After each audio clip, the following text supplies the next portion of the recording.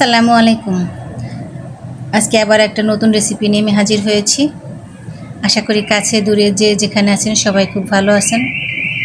আজকে আমি রুই মাছের ডিম দিয়ে ডিম ভুনা করব, মানে রুই মাছের ডিম ভুনা করব।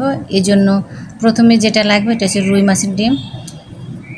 প্রথম কাজ হয়েছে রুই মাছের ডিমটাকে আমি একটু সিদ্ধ করে নেব। এই জন্য একটা কড়াইয়ে কিছুটা পানি দিয়ে সামান্য একটু হলুদের গুঁড়ো দিয়ে ডিমটা আমি সিদ্ধ বসিয়ে দিয়েছি।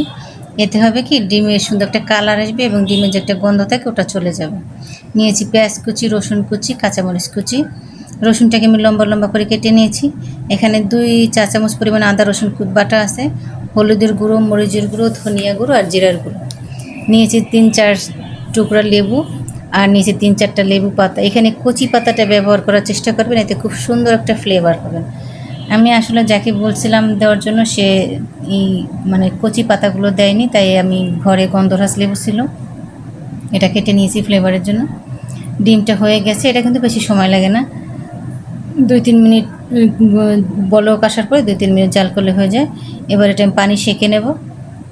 পানিটা সেঁকে যাওয়ার পরে সাথে সাথে ঠান্ডা পানি দিয়ে এটা ধুয়ে নেবেন। ধুয়ে নিয়ে এটা ভালোভাবে হাত দা চটকে যে দলা পাখি আছে এটা ছাড়িয়ে নিতে হবে।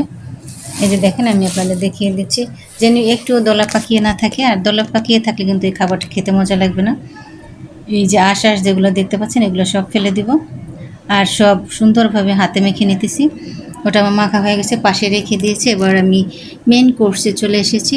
রান্নার জন্য চুলায় একটা ফ্রাই প্যান বসিয়ে কিছুটা তেল দিয়েছি। এখানে ডিমে তো মানে মশলা তেলটা শুকিয়ে যায়, একটু পরিমাণে বেশি লাগবে। আমি এখানে 3 টেবিল চামচ পরিমাণে তেল দিয়ে পেঁয়াজ কুচি দিয়েছি। এবার দিলাম কাঁচামরিচ কুচি। এটা একটু নরম হয়ে আসলে আমি দেবো পানি। পানি দিয়ে আমি সব মশলা দিয়ে একটু ভালোভাবে কষাবো। যে কোনো রান্নার মশলাটা হয়েছে আসলে মেন, যদি ভালোভাবে কষাতে পারেন তাহলে খাবারের স্বাদ 100 পাবেন। আর যদি দেখেন যে মশলাটাই ভালোভাবে কষানো হয় না, মশলারই গন্ধ চলে আসতেছে, তখন তো আর কোনো কিছু ভালো লাগবে না খেতে, সেটা যত ভালো জিনিসই হোক। প্রথমে দিয়ে দিচ্ছি আদা রসুন বাটা, দিয়ে কিছুটা পানি দিয়ে একটু নেড়ে চেড়ে পরে দেবো আমি গুঁড়ো মশলা। আমি যে হলুদের গুঁড়ো, মরিচের গুঁড়ো, ধনিয়া গুঁড়ো আর জিরের গুঁড়ো নিয়েছি। দিয়ে দিলাম স্বাদ মতন লবণ।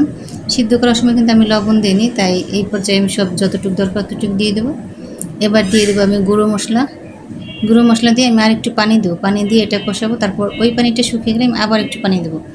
মশলা কষানো কিন্তু একবারে অনেকগুলো পানি দিয়ে কষাতে হয় না, এতে কিন্তু স্বাদ নষ্ট হয়ে যায়। কম কম পানি দিয়ে ভালোভাবে একটু সময় নিয়ে কষাতে হবে, তাহলে আপনি যে কোনো তরকারি আসল স্বাদ পাবেন, খেতে বেশি মজা পাবেন।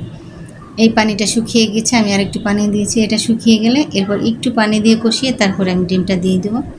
মনে রাখবেন ডিমের এইটা কিন্তু মশলাটা মেন, আপনি যত ভালো কষাবেন স্বাদটা তত ভালো আসবে, কারণ ডিমটা অলরেডি সিদ্ধ হয়ে গেছে, এখানে আর রান্না করার কিছু নেই, শুধু মশলার সাথে 3-4 মিনিট রান্না করলে হয়ে যাবে। তাই এই মশলাটাকে খুব ভালোভাবে কষাতে হবে একটু সময় নিয়ে।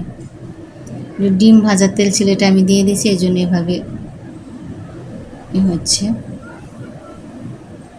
ফেনা হচ্ছে। এবার আমি দিয়ে দেবো সেই হাতে মেখে রাখা ডিমটা। দেখেন আমি খুব ভালোভাবে এটা আমি মুথে নিয়েছি, একটু চাকা চাকা নেই কিন্তু, এই যে চাকা থাকলে কিন্তু এটা খেতে মজা লাগবে না। অনেকে বলে যে মাছের ডিম দেখলে অনেকে খুশি হয় না, বলে এত বড়টা মাছ, এত ডিম হয়েছে, এটা কি করব। মাছের ডিম দিয়ে কিন্তু অনেক কিছু তৈরি করা যায় এবং খুবই মজার খাবার হয়। এই দেখেন মাছের ডিম থাকলে কিন্তু আমিও খুশি হই না, আমার খুব পছন্দ, কারণ এটা দিয়ে অনেক কিছু বানানো যায়, নতুন নতুন খাবার তৈরি করা যায়, সবাই খেতেও পছন্দ করে। বিশেষ করে সবাই তো শিং মাছের ডিম, ইলিশ মাছের ডিম পছন্দ করে, আমিও করি।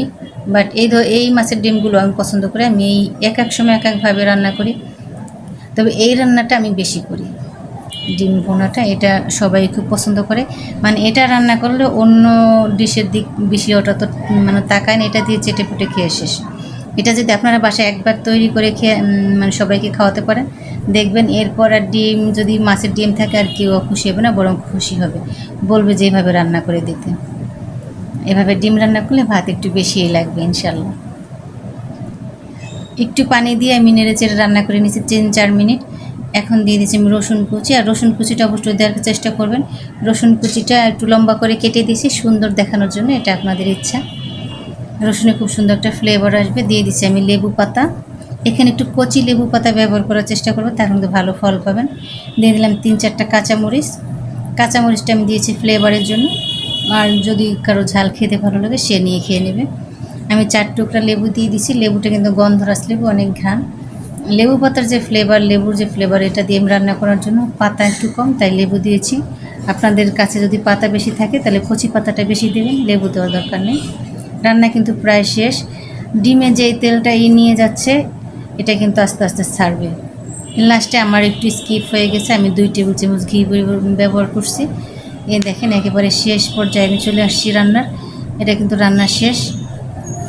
দেখতে কতটা লোভনীয় হয়েছে, আর খেতে তো মাশাআল্লাহ অনেক অনেক মজা হবে ইনশাআল্লাহ। সবাই খেয়ে সবাই খুব খুশি হবে।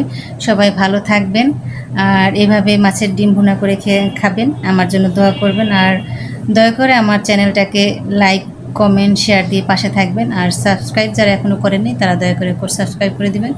এই দেখেন আমি খেতে বসে গেছি। সবাই ভালো থাকবেন। আল্লাহ হাফেজ।